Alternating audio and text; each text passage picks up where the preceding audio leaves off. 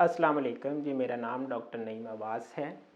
आज हम एक नई वीडियो के साथ हाज़िर हुए हैं जो है गर्दन दर्द और उसकी वजूहात। सबसे पहले हमें यह मालूम होना चाहिए कि गर्दन दर्द की वजूहात क्या हैं।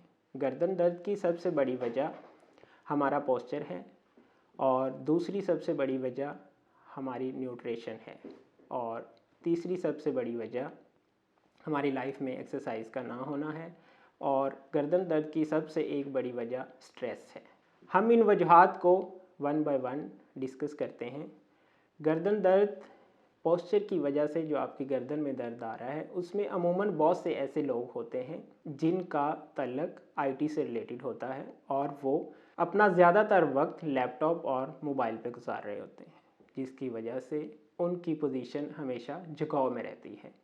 जब उनकी पोजीशन झुकाव में जाती है तो उनकी गर्दन के ऊपर एक्स्ट्रा लोड आ जाता है, जिसकी वजह से उसके गर्दन के सराउंडिंग्स तमाम पट्टे खिंचाव में आ जाते हैं।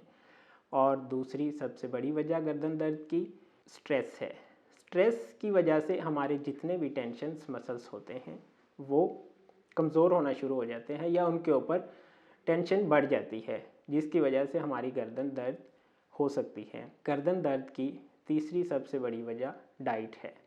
आपका पानी का इंटेक कम होता है, आपके विटामिन डी की कमी होती है और आपका कैल्शियम का इंटेक बहुत कम होता है, जिसकी वजह से आपके गर्दन के पट्टे कमज़ोर हो सकते हैं। ये तमाम तो गर्दन दर्द की वजूहात हैं। अब हमें सबसे पहले ये पता होना चाहिए कि अगर हम इन तमाम सिम्टम्स का शिकार हो चुके हैं या हम इस कमज़ोरी में मुब्तला हो चुके हैं तो हमें इससे बाहर कैसे आना है। सबसे पहले हमें उसे तशख़ीस करवाना है, क्या आपका गर्दन दर्द आपके पट्ठों की वजह से हो रहा है या आपके गर्दन दर्द की वजूहात कोई और हैं। हमें उसके लिए कुछ टेस्ट रिक्वायर होते हैं और सबसे अहम जो चीज़ है, अगर तो पट्ठों की कमज़ोरी है तो उसके लिए हमें फ़िज़ियोथेरेपी रिक्वायर होती है। वर्जिशें एक तरीका इलाज है और हमें किस तरह मेडिकेशन से अवॉइड करना है और अपनी गर्दन के पट्ठों को फिजियोथेरेपी से मजबूत करना है।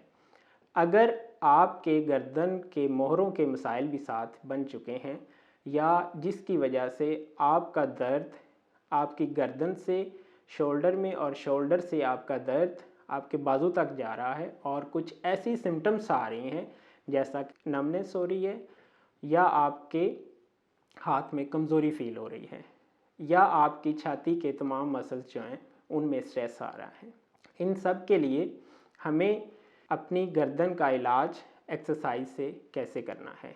हमें अपनी रोज़मर्रा ज़िंदगी में कुछ एक्सरसाइज को इन्वॉल्व करना होता है।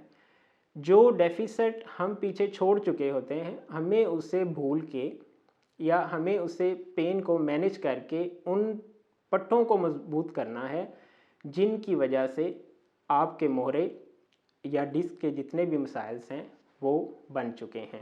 अब उनमें कुछ डेली मर्रा की रूटीन एक्सरसाइज हैं, हमें वो कंटिन्यू करनी चाहिए। अब हमें कुछ एक्सरसाइज अपनी लाइफ में एंटर कर लेनी चाहिए।